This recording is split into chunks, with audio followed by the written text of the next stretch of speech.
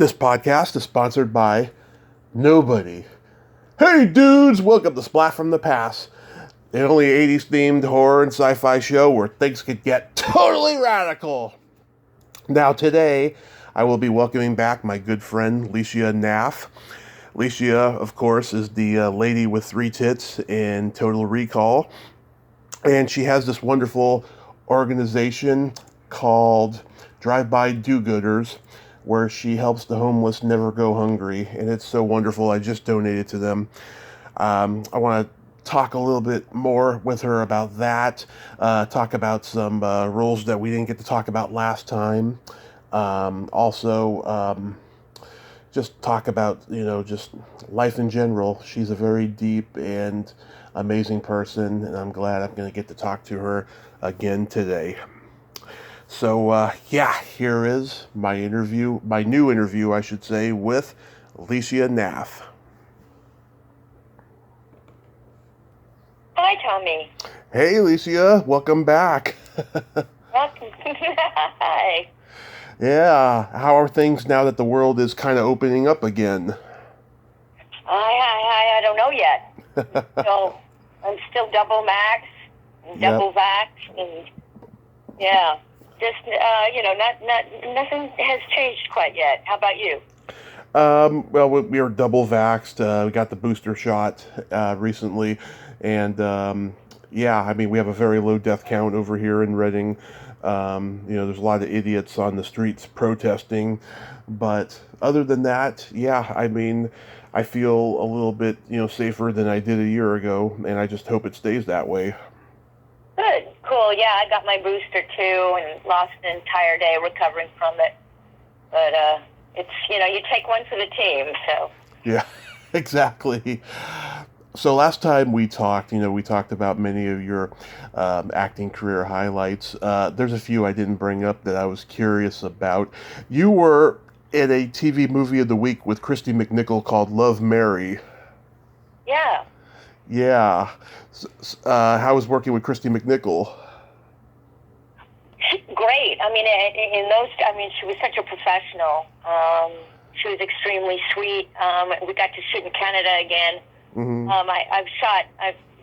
It was in the early days of Vancouver becoming a real capital of the industry. I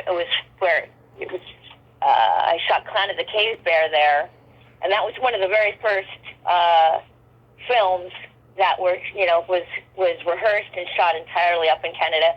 And that TV movie, I stayed at the same hotel, actually, that I stayed with Clan of the Cave Bear. Mm-hmm. And yeah, it was fun. It was just a week or two, and I got to visit my old haunts all over Vancouver, and she was extremely sweet. I don't even remember the role I played. It was just so long ago. It's like, 1985? Right. But, I brought a girlfriend up, one of my best girlfriends, Debbie, and we went to all the parks and all of the places I'd known from being in Canada for 6 months prior. It was fun, yeah. Yeah, I got to meet Kristy a month before the pandemic hit at a Comic-Con in the Bay Area.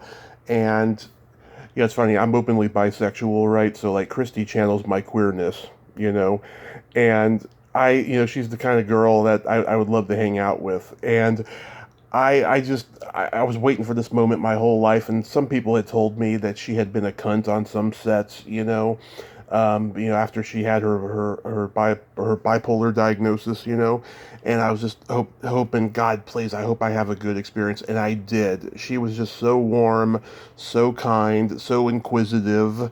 We took a couple pictures where we're hugging each other. It was just amazing. Oh, wonderful. Cool. Excellent. What got her into Comic-Con? I haven't followed her career. Well, she quit acting about 20 years ago because, she had spent her whole life in it since she was, born practically. And she's been doing the conventions. Her booking manager, Patty, who was there, I've become Facebook friends with her. She likes my dirty jokes and stuff. No, I meant what did she do a superhero something that made her an interest at Comic-Con? No, it's funny. Ever since the convention scene has blown up, people who never even did anything sci-fi or comic book related have been doing conventions. It's really weird. It's become kind of a capitalistic market. Oh, interesting. Okay. Yeah, but yeah, I mean, she had a lot of people coming to her and stuff, and it was magnificent. She's a great person. Awesome. Do you remember an actress in the movie named Sarah Partridge? No, no. Honestly, I was still super young, and no, don't remember. Okay, I've talked to her a couple times on here. She's the girl that Tom Cruise is under pressure to get with at the beginning of Risky Business. Oh, cool. Yeah. Then you guest starred on Hardcastle and McCormick. You play the Sheik's daughter. Yeah, it was one of the few roles where I wasn't typecast. I mean, back then, right now, ethnic is only in. If you're white, it's hard for you to get a job. But when I was coming in, through the entire 80s and early 90s, Right. it was only white, pure white. Ethnic was not in. You had to be all-American, and it was very, very tough to get things that weren't, a mafia's girlfriend or a prostitute or a drug addict or a runaway Right. or a maid or, one of these dark-skinned, lower-level characters, which was just terrible. But I was always too ethnic to play anything else. But, in this one where I was a sheik's daughter, yeah, I was ethnic, and I happened to be half Lebanese. But it was Right. a comic role, and I was in almost every other scene, and it was hysterical, and it was really fun to shoot. We shot in a mansion somewhere in Los Angeles, and it got me, back in those days, we had reels, where you would cut together, 5 minutes of your best stuff, and I think some of my stuff was on there. I wish I had it, because it kind of showed, the comic side of me, which I really enjoyed. That was a lot of fun. Yeah, Brian Keith, he was good to work with. Oh, yeah, super, super sweet. Sometimes the bigger they are, the kinder they are. Right. On a set, anyway. I don't know if I were to approach them at dinner for an autograph, if they'd be just as friendly. Probably not, because their time is intruded upon all the time. But certainly on the set, it was wonderful. Yeah. The only blowback is I am half Lebanese, and my aunt, who is a doctor of history, Lebanese history, really just gave me a pounding for playing such a dipshit type of character and giving the Lebanese a bad name. And she kind of didn't understand that I got to take any role like coming my way, everything, Yeah. that it's not like I have choices in the matter. I can just turn this down because I only want Lebanese presented in a certain light or something. So I do remember some blowback, and that colored our relationship. But other than that, it was fun to do. Yeah, because you had also because you had worked with Cannell on Hunter before that, right? So what did he offer you this part?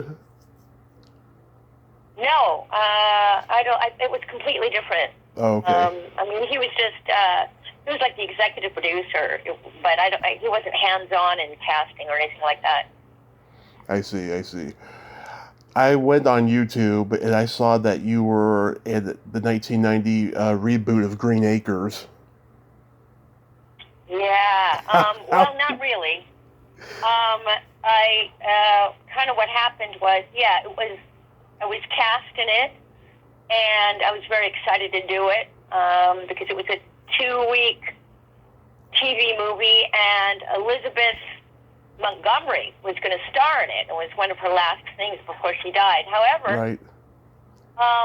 The shoot was way out past Thousand Oaks on the 101, and it was a long, long commute, and I think I had a 6 a.m. call. So I'm on the road, and it was dark. It was 5 a.m., and I was not a very responsible car maintenance person, and I had a convertible cabriolet VW. At that time, they were really in. And I don't know, this is somewhere in the mid to late 80s. And apparently an engine light is just a suggestion rather than... And my car seized in the second to the left lane because I hadn't put oil in it for, well, probably since the day I bought it. I didn't really understand, putting oil in things or anything. I just was an idiot, a real stupid ass. And my car seized, and I could see these headlights coming at me full speed. The freeway was not crowded at that time, but there were enough traffic where they were really speeding. And people were coming right behind me and then swerving at the last second. And I went, oh, my God, I'm going to be hit hard from behind. And I looked and I said, I can't really get out of the car and run because I'm not close to the emergency lane. I'd have to cross another lane, the fast lane of traffic. And there's too much traffic. So I said, I'm going to get hit. So let me just take my foot off the brake. Yeah. And hold the steering wheel straight. So when I'm hit, I'll just be pushed forward and not sideways into moving traffic. And that's exactly what fucking happened. I braced myself, and within 60 seconds, I was hit hard from behind, full speed, and I was pushed forward. I didn't have my seatbelt on for some reason. My nose smashed into the steering wheel. Blood spattered all over the windshield, just chunks. Wow. I remember going, wow, chunks? And it smashed my face, and the other car stalled, and the police came, and back in those days, the guy had a scuba diving license. That's all he was driving on, and he admitted he had been drinking the night before. Oh. And he didn't see me. He was trying to turn the radio on or something. And he didn't show up to court. Nothing ever happened to him. My car was totaled. It was towed away. But I was so desperate for this job that I begged the tow truck driver to drive me all the way out to Agora Hills and drop me off at the set and see if there's anything they could do to shoot, only one side of my face. And they just said no. So, one of the Teamsters drove me home, and I lost that job, and I just remember begging the producers to just give me some little payout, please, Yeah. Like, I needed the money, and they did. They actually gave me a portion of the salary, and I had to, get my nose fixed and my cheek fixed, and yeah. So that was that role. Thank you for checking it out. Yeah, I was actually in it. I don't think or maybe I shot one day, and maybe this was the second day, but they had to recast me, certainly. Yeah, you had one scene, and you talked like a dumb blonde, which was hilarious to me because... Oh, actually, it was not dumb blonde at the time. It was Valley talk. That was what was in Valley Girl talk. Yeah. Valley Girl, yes, and it was so hilarious and shocking at the same time because you have this persona of being this sassy chick from the streets, and one doesn't think of you in this kind of a role, with that voice. You sounded like Christine DeBelle the way you did it. Oh, good. Oh, cool. Too bad. I couldn't have been in it more, but stay la vie. Yeah. Learned, though. I put oil in the car now, that's for sure. If only my car accident had been that simple, I'll tell you. Yeah, right? Yeah. But was Eddie Albert and Zsa Zsa nice to you? I don't know. I don't recall meeting them, to be honest. I actually don't recall anything back from that time period. Yeah, I'm sorry. I didn't know that you had that accident. Otherwise, I probably wouldn't have brought it up. Yeah. Oh, no, it wasn't a negative it was a negative experience, but, it was 25, 30 years ago, so I'm over it. Yeah. Then you were in an ABC after-school special, The Perfect Date. Yes. Actually, that got me an Emmy nomination, which was very enjoyable. That's where I learned that, even if you've hurt yourself, show up on the set, maybe they can fix you with makeup, because I had to do one of the bigger scenes in that TV movie, having had just root canal. I used to ride my motorcycle to the set, and it was at nighttime, and the set was out in the valley somewhere. And I guess the chill, for some reason, damaged my upper front tooth.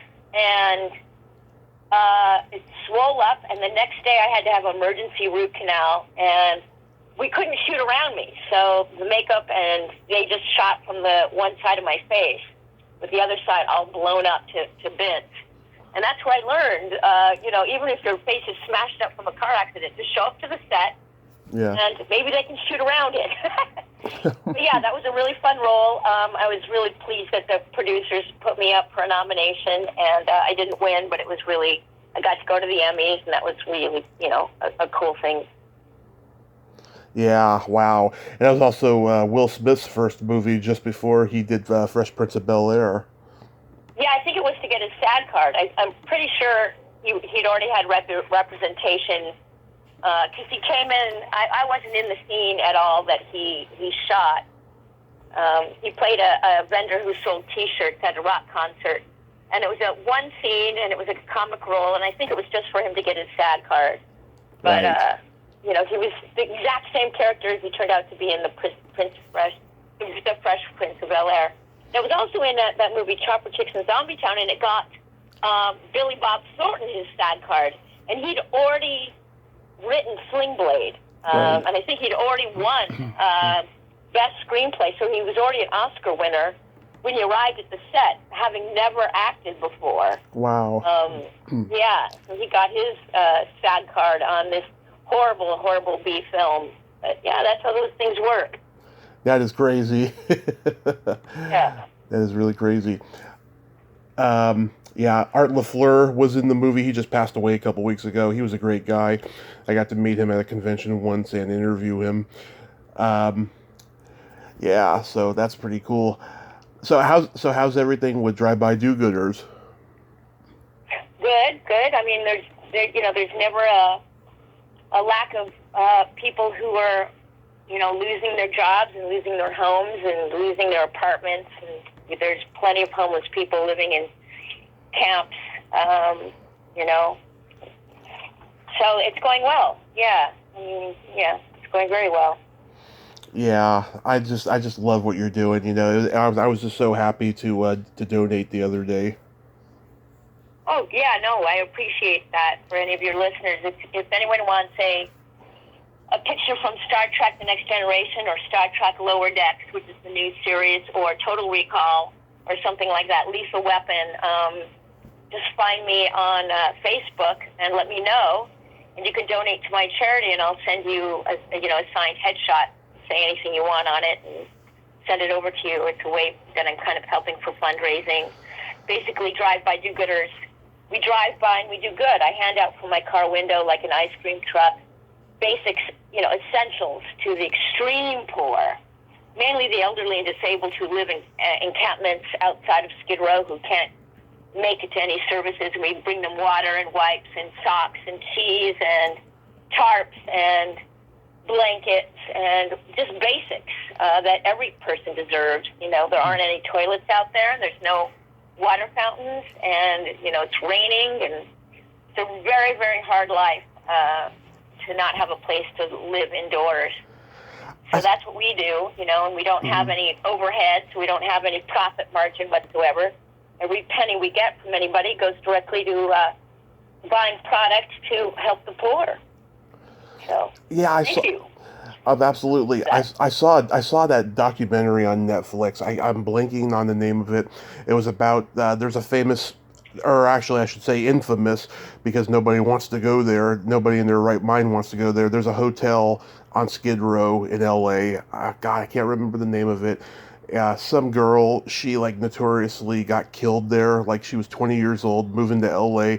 with hopes and dreams, and she stayed in that hotel and she got killed. Okay. That doesn't sound familiar? That's not how Skid Row operates, but I mean, that sounds like an isolated incident. Yeah. There's Skid Row's about 20 square blocks. That's considered a permanent homeless encampment. The businesses get a big tax break to allow the poor to live in tents on their sidewalk. I know. There's 12,000 people in those 20 square blocks, and they pretty much police each other because they don't want, any negative attention. They don't want the cops coming toward them. So the last 10 years that I'm out there every single week, I've never seen a weapon, believe it or not. I've seen screaming, but I've never seen a physical fight. I've seen a lot of drugs. I've seen a lot of nudity, I must say. I've seen, prostitution, things like that. But I haven't seen violence, to be honest. Or I wouldn't be, bringing teenagers out there every week. So that probably was an isolated incident. I don't know the entire story. I remember, seeing it briefly. But yeah, it's pretty safe overall. It's just a lot of poor people. They don't really have the energy to commit crimes. They're just looking to survive. Yeah, I mean, it seems like the homeless situation has only gotten worse in all of California in general. I mean, in San Francisco, where I'm from, it's so bad over there. They got a shit app, of places to avoid that, has shit on the streets, because that's where they're going to the bathroom at. Wow. It's really, really sad.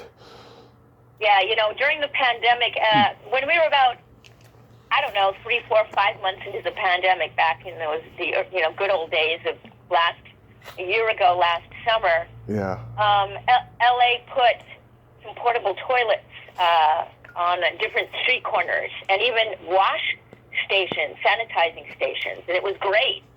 It really helped cut down because the homeless use buckets behind their tents. And that's why we give out baby wipes with rubbing alcohol so they can wipe themselves and keep themselves hygienic if possible.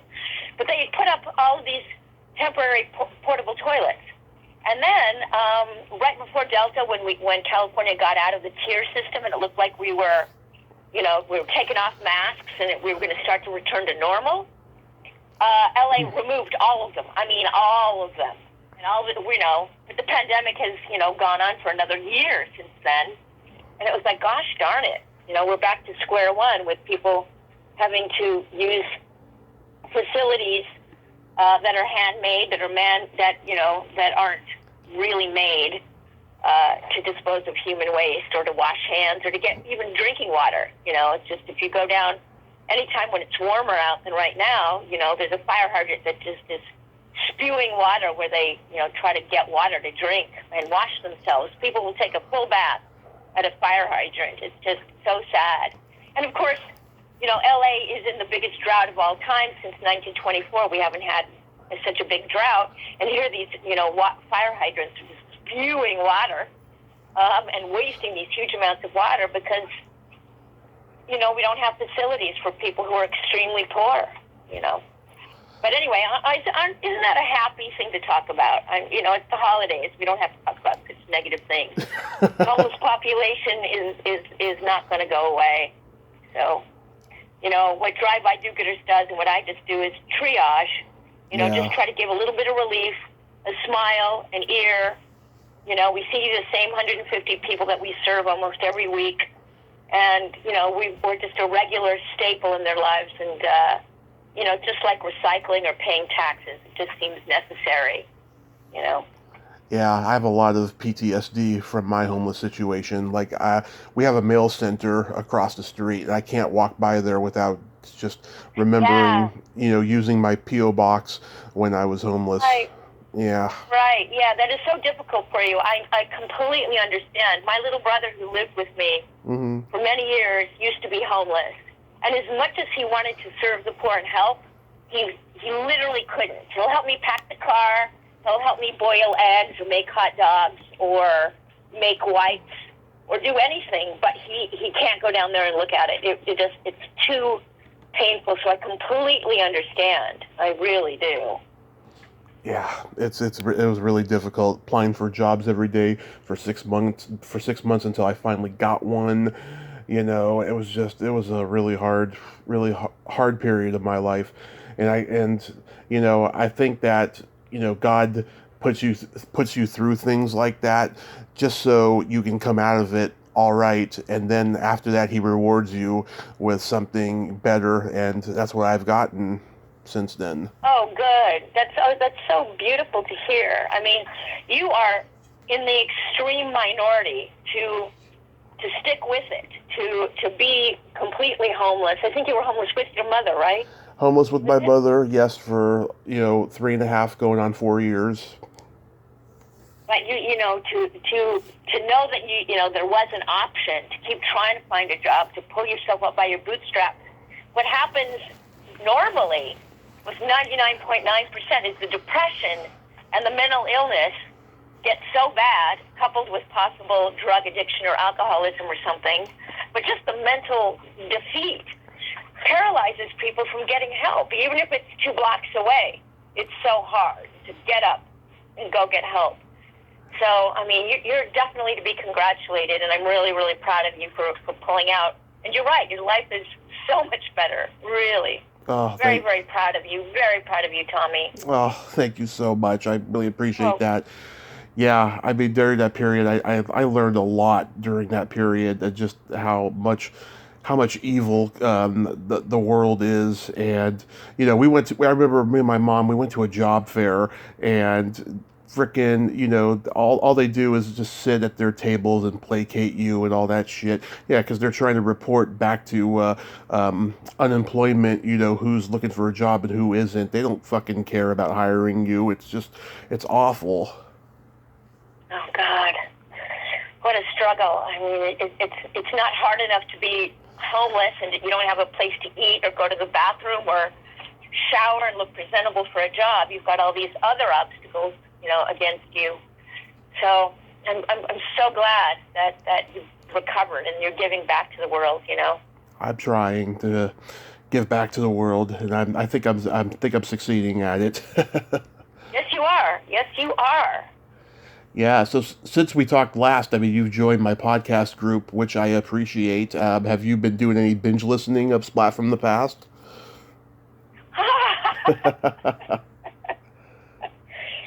I confess the answer is no. But I wouldn't take it personally because I don't binge anything. Yeah. Except maybe napping. I binge nap. I do too. But So, no, I haven't been binge listening. I'm so sorry about that. Yeah, no. Maybe I'll start. Yeah, I mean, I've been so fucking lucky doing this podcast with all the icons I've gotten to talk to, especially since the pandemic started. It's been crazy. I mean, I say this every year. I have at least one more year left in me, and then hopefully I'll be doing bigger and better things, because I have a script I want to get financed and made. I talked to Sean Patrick Flannery's sister, and she's currently reading my script. So fingers crossed there. Awesome. Yeah. Awesome. Let's hope. Yeah.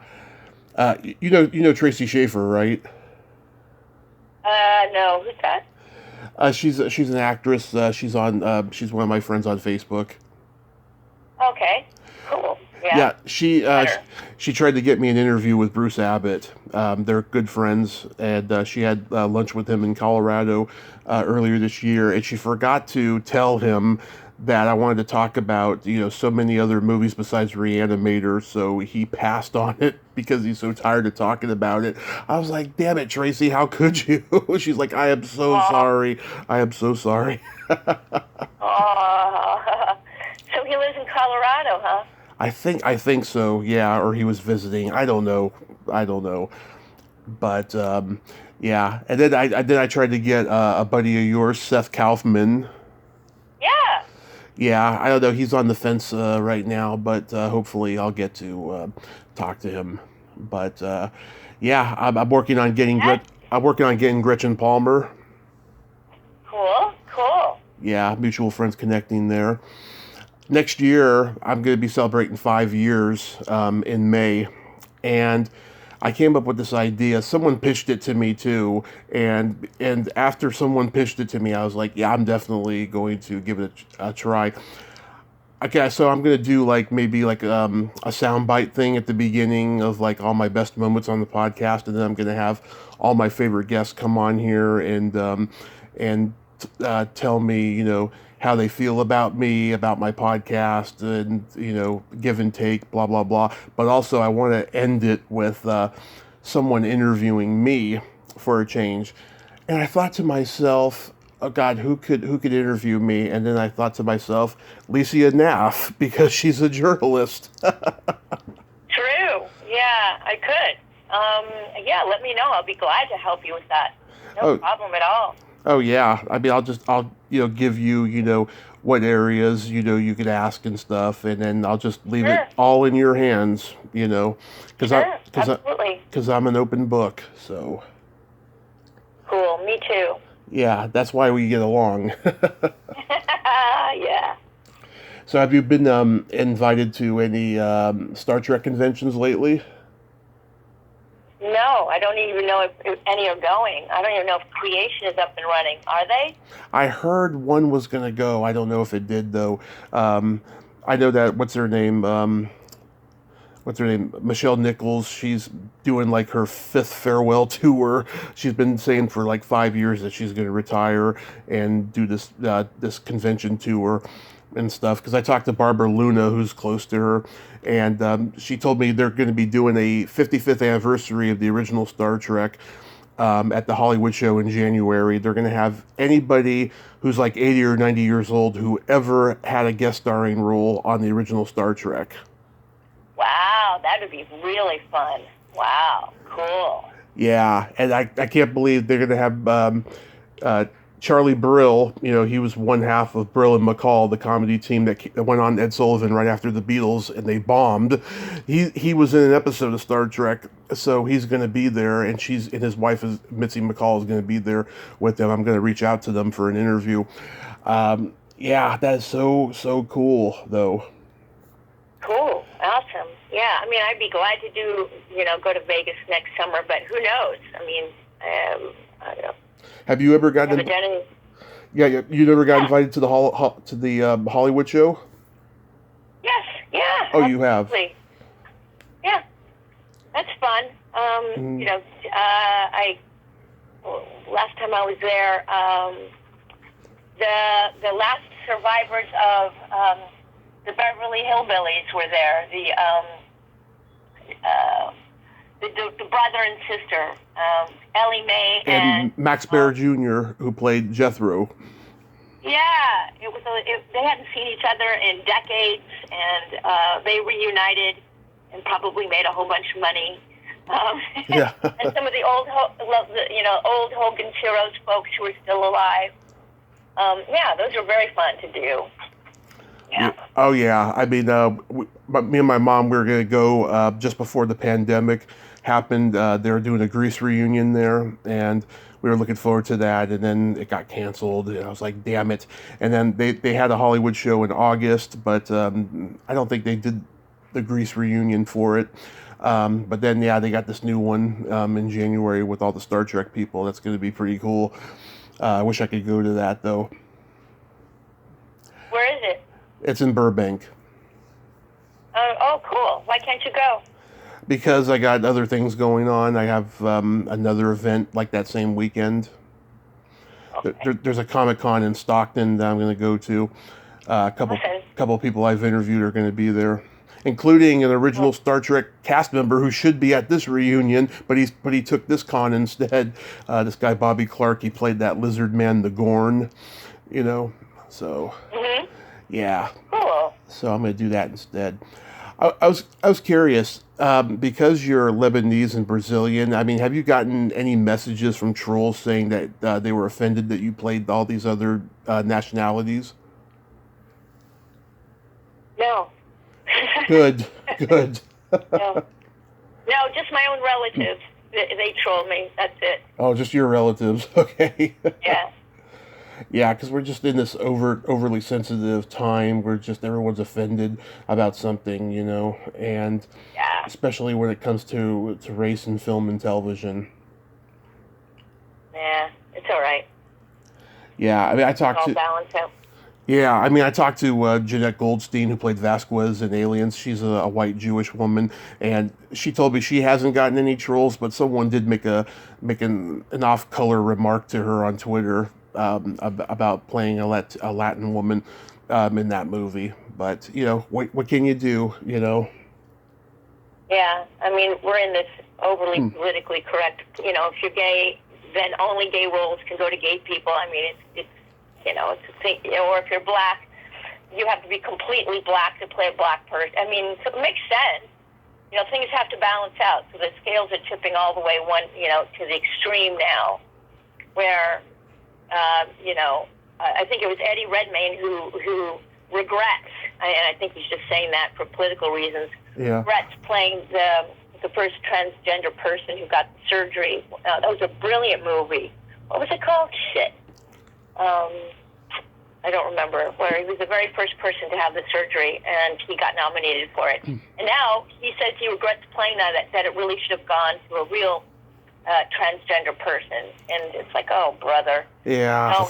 He was the best person for the best role at the time, but now, you have to actually be that in your real life to play it, which limits all actors, I think.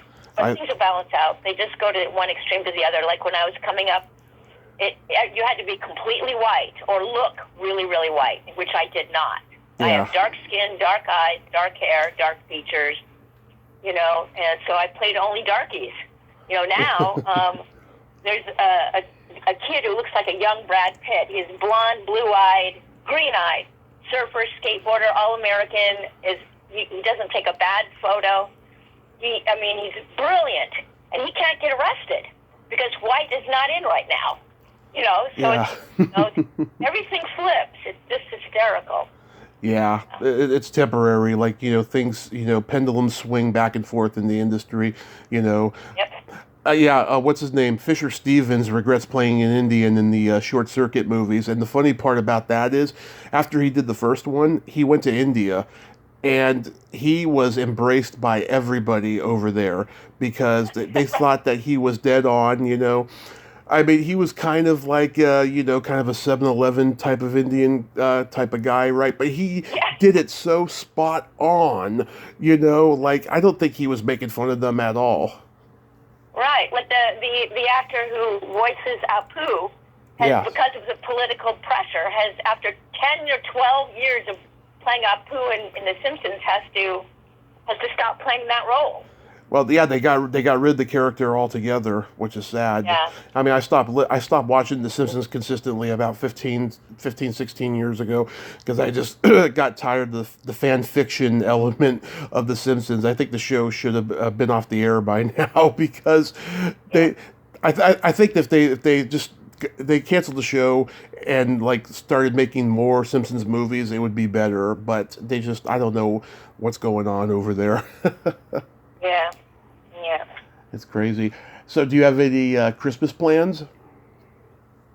Well, nothing can be that exciting because we all, we live in LA County, which is,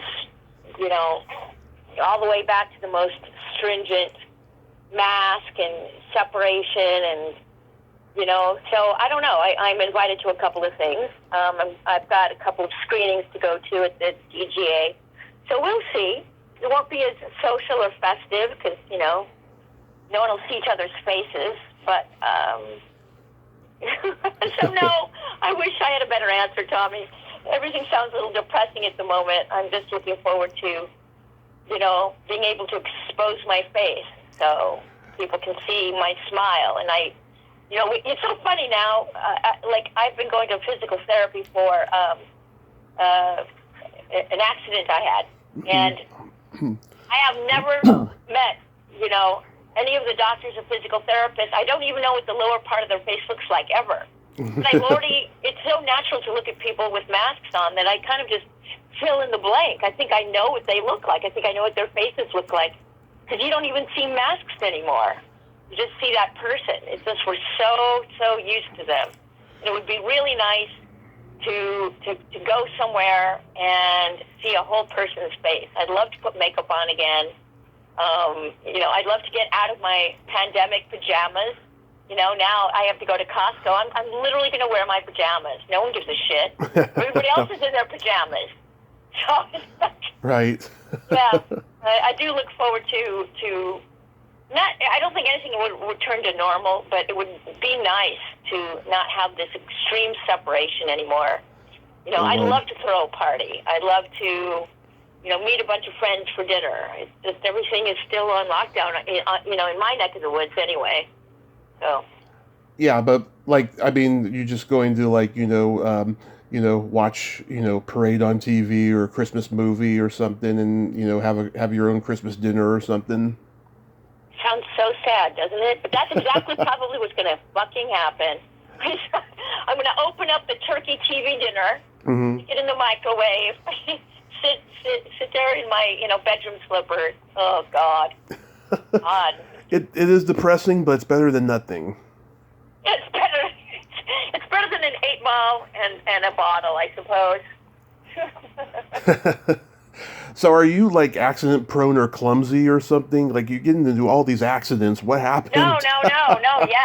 So I like to hang upside down like a fucking bat. I have these gravity boots and one of those pull-up chin bars that I had installed outside. And I step on a ladder and then I swing these boots up. And I lower myself down and hang upside down and just open up my spine and my hips and my back, and it all just feels so good. And this is months ago now, so it's like at the beginning of August. I climbed up there and hooked one leg up with a gravity boot, then put the next leg up, my right leg up, and the bar gave out. Oh. Broke. The strap broke, and I fell hard, bang, on the concrete. Yeah. And luckily, I was still in a tucked position because I was just tucking in to hook myself up. Mm-hmm. So I was kind of like one of those roly-poly bugs or a ladybug. I fell on my upper back, but it was curved, and I had enough muscle where the impact right hard on the cement hit more muscle than bone. But I was paralyzed. I laid there for 10 minutes, and I couldn't. The wind got knocked out of me. I saw stars, and I was just lying there. And I'm by myself. My house, and I have neighbors close by, and I couldn't get any wind in because it knocked the wind out of me. It hit my upper back so hard. So the first thing I do is I feel my fingers, and I'm like, oh great, I'm not paralyzed. I can feel my fingers. I can feel my toes. I couldn't move, Tommy. I'm flat on my back looking up. Oh. And I literally did see stars. You know how when you get hit, you see flashes of light. So I start to try to scream out my neighbor's names, like, Tracy, David. And I was like, I couldn't get any volume. And I went, oh my God, I'm fucked. I don't have my phone near me. Is it going to be that they'll smell my body in 2 weeks and then I'm going to get sick? I can't move. So I just calmed myself down, and after about 10 minutes, I could kind of crawl into the house, and I, called my doctor, and, I didn't want to go to 911 and have to pay an ambulance and that whole drama, but I wanted to make sure that I didn't have to. So I contacted my doctor, and I gave him all my symptoms, and he had me move my body around, and it looked like, I'd go in for x-rays the next day, but I did not have to be rushed to a hospital or something.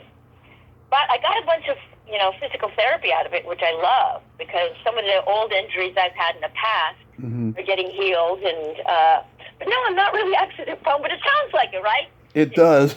I got into that horrible car accident when I was 25, and it screwed me out of the Green Acres. Yeah.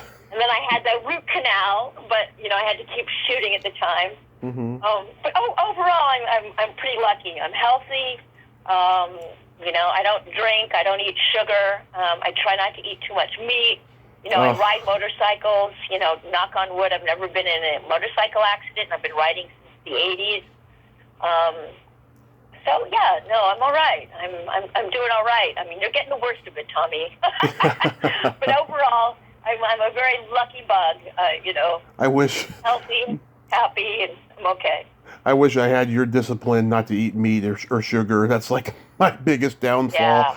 I've been on all these crash diets the last 4 or 5 years, and next year I gotta make a diet work because I'm gonna be 39 next year, and I don't want to be doing this when I'm 40. That's what happened to me. I took a look around and I went, geez, there's a chance that I'll remain single, and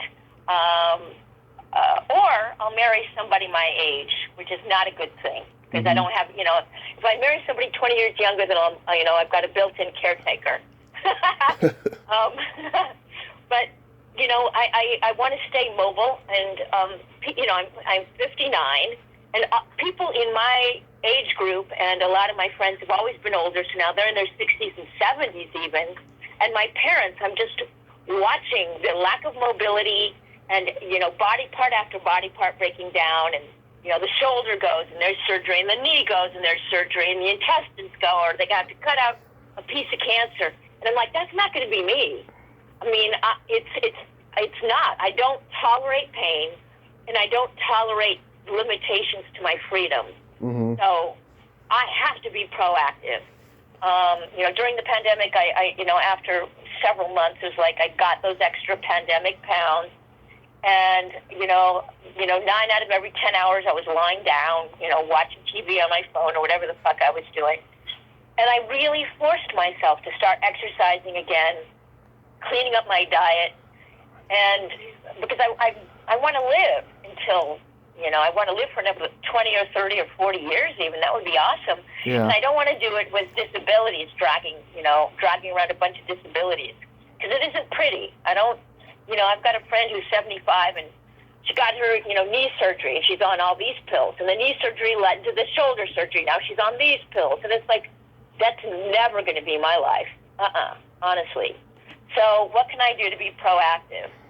I can eat as healthy as I can, take supplements, cut down any abuses that no smoking, no drinking, no using, Mm-hmm. Exercise and give, and be of service, stuff like that. And I'm just going to give myself a fighting chance of growing old without, disabled. Because it's so easy for it to happen. You don't pay attention to that little ache. And before you know it, you have to get that ache cut out. It's like, no, that's not going to be my life. If it's aching, I'm going to address it. And if a handful of years ago, I was just getting a regular physical.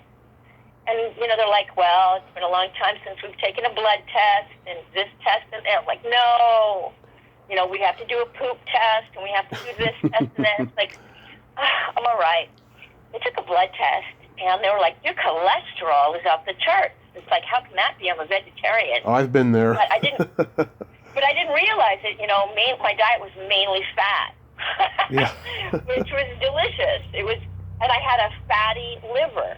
And they made me do an ultrasound, and I had, and during the ultrasound, whenever they put the ultrasound over the part of my liver that was fat, it would beep. And I would start crying because I was like, oh, my God, I've got a fatty liver. And, I went back to my doctor, and he just laid it straight. He goes, that's going to lead to cirrhosis, and cirrhosis will lead to cancer. And, the answer is clean up your diet and exercise. No alcohol. No, cut down the fats almost completely. No sugar. No this, no that. No fun. I was like, oh, my God. What's left? Well, you said you can have sex. I was like, oh, great, that doesn't help much. So it was like, geez, faced with, a declining liver, because you don't know your liver is bad until it goes bad. Right. And I started to look into it. Your beautiful little liver does 800 different processes in your body. It's a clearinghouse. It just doesn't clear toxins and convert sugar to glycogen. It just does all of this stuff. And when it starts to ache, or once it starts to get covered up with fat, it gets scarred up. And, I didn't have a choice. My mom just died of pancreatic cancer, and I've got cancer and heart disease rampant through both sides of my family. And I'm like, nah, even if I'm the first one of my lineage, my ancestors to not have that, I'm just not gonna, and what does that take? It takes cutting all this stuff out of my diet and, cutting out everything that's fun and that makes life worth living, Tommy. So it does. It's terrible. It's terrible. Now luckily it's screening season, so I can indulge myself in seeing all the movies that are going to get nominated. Yep. I love that I like eating vegetables, so that helped. I like that I I'm over that exercise hump. It takes about a month of hating exercise. But now it's to the point where my body kind of craves it, wants to. So I'm lucky that that's happening. So I'm able to exercise 3-4 times a week. So I feel really, really blessed. I'm forced to because of my genetics and my lifestyle. But I'm also feeling blessed that I actually like to eat healthy and I kind of like to exercise. And I like the payoff. I mean, I don't know if you know this, but on my tombstone, it's going to say, she still fit into her skinny jeans. I'm kidding. I thought it was going to say, third tit at auction. Oh, that would be great. Third tit is disintegrating with the other two. Yeah. Yeah, I quit smoking pot, and I'll tell you, in my early interviews, you could tell that I'm stoned. It's so embarrassing. I was just so horrible at interviewing because of pot, and then I quit. And then in the last year or two, I've started drinking coffee, and coffee has been actually beneficial to me.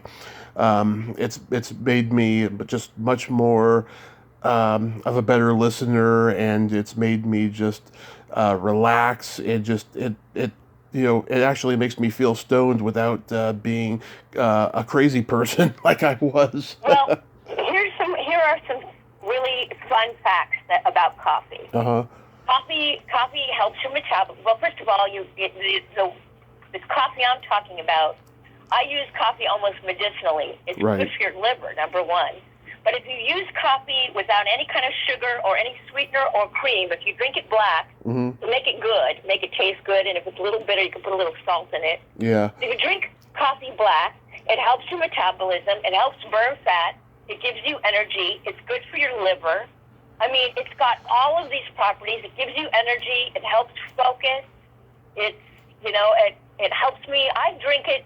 It's the only thing that gets me out of bed. It's the only thing that gets me exercising. I drink 6 to 8 ounces before I exercise, and it takes about a half an hour for it to kick in biologically. So I drink black coffee, and then I stretch and I put my tennis shoes on, and by the time I'm ready to exercise, I'm feeling wired up. I've got the caffeine coursing through me, and that almost is a cheat. It's almost like a kickstart to start to exercise. It's a real motivator.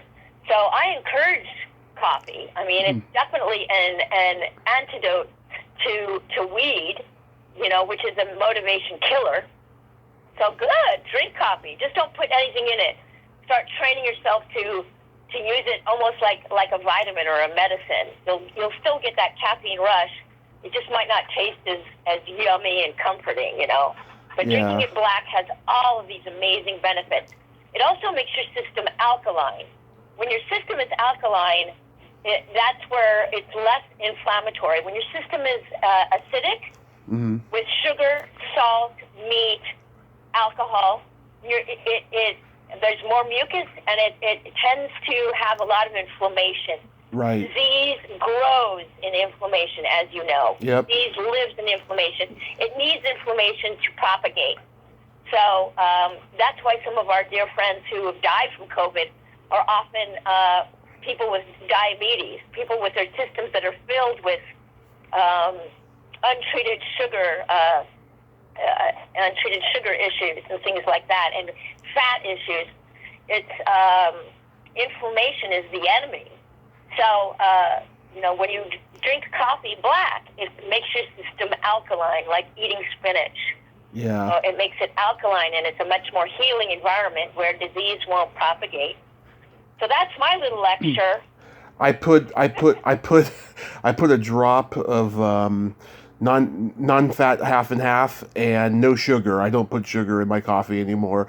I had high blood sugar about 2 years ago when I got my physical, and so I stopped putting sugar in the coffee. So I just put a drop of low non-fat half and half, and that's it. But I will try to do the black coffee thing. It's just the thing I don't like about the black coffee thing. It's not so much the taste. It's when you put half and half in coffee, it cools it down, but it remains so hot for a long time. I'm just like waiting to drink this thing, but I can't because there's no half and half in it. I Yeah. Well, it's better than filling it up with milk and sugar. So that's fine. It's close enough. Close enough. It's progress rather than perfection. So I'm good for you. Yeah. Good. Sounds like you're on the right track. I'm really happy to hear your progress, Tommy. Thank you. Yeah, Sure. this Christmas, I'm just going to do what I do every year. I'm going to eat, open gifts, masturbate, and repeat.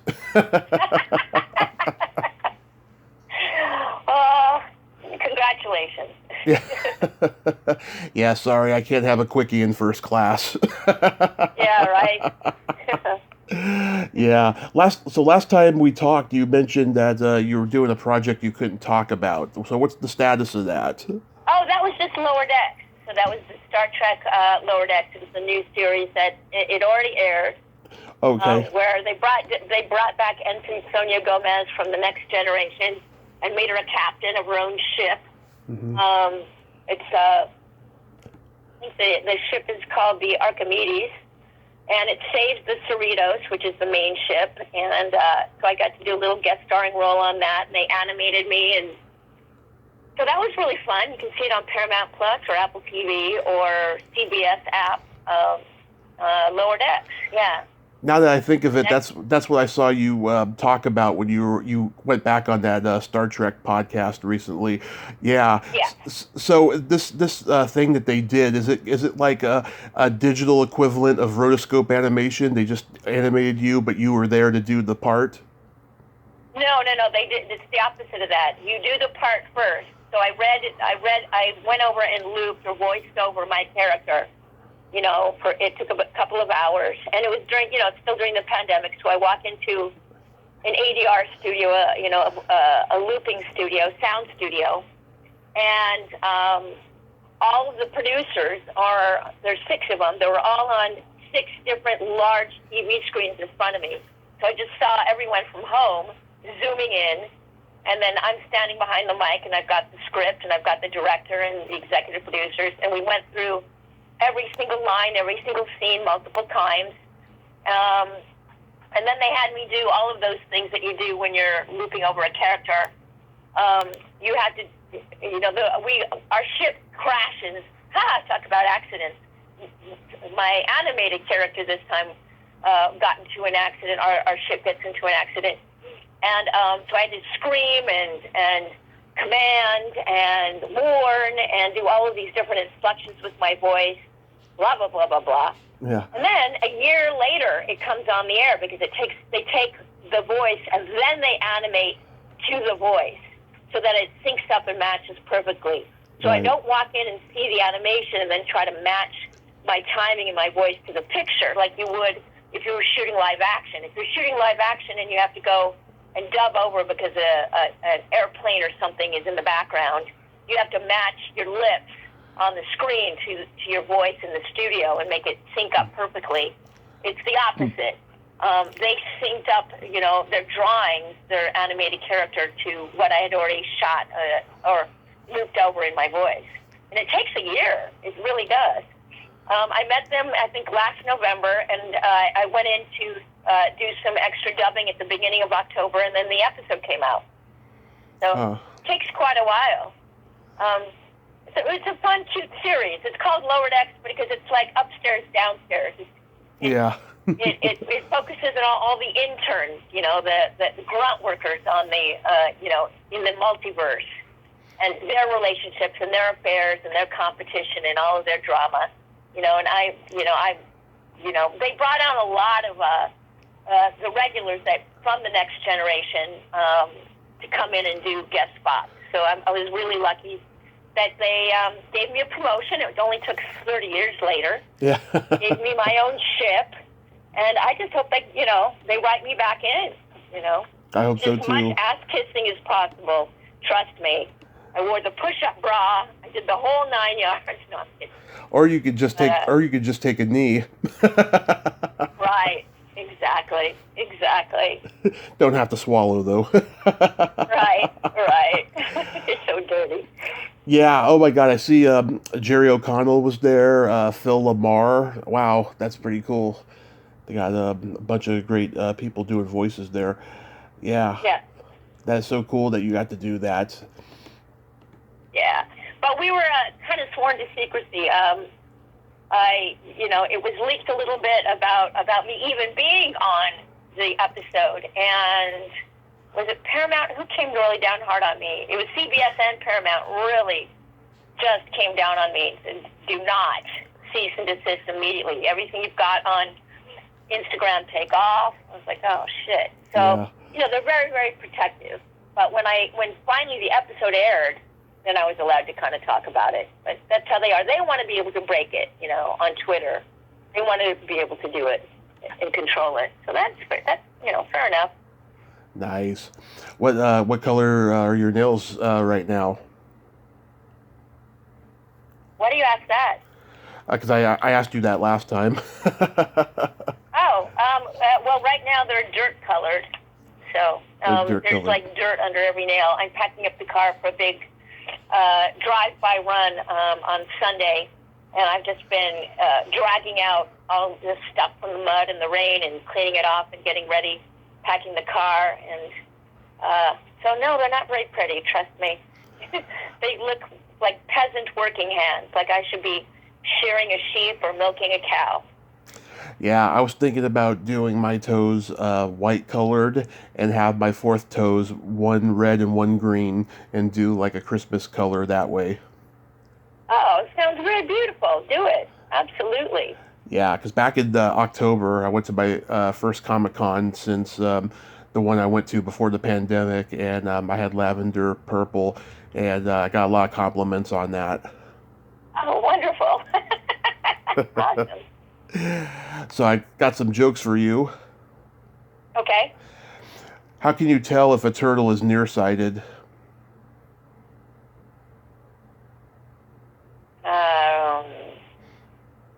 I don't know how. He tries to fuck an army helmet. Aw. All right, next. What do you call a boy that doesn't masturbate?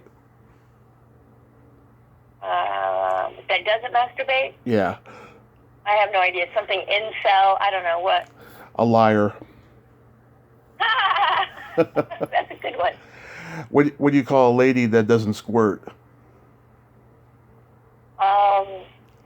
Sad. I don't know. An underachiever. Oh. Okay. As long as you're laughing at these. Oh, you're not offended. Come on. No, not really, no. Lycia, thank you so much for coming back on today. And so I sent you my address for that autograph picture. Yeah. Yep, it's going to be in the mail this afternoon. Wonderful. Yeah, so you're getting a 3-breasted mutant hooker on Mars. I'm going to sign it for you. It's the X-rated version. Love it. I'll probably, since you're Earth slime, I'll probably sign it something along that something like that, and it'll be in the mail for you. Oh, love it. And yeah, I'll let you know about my anniversary show. I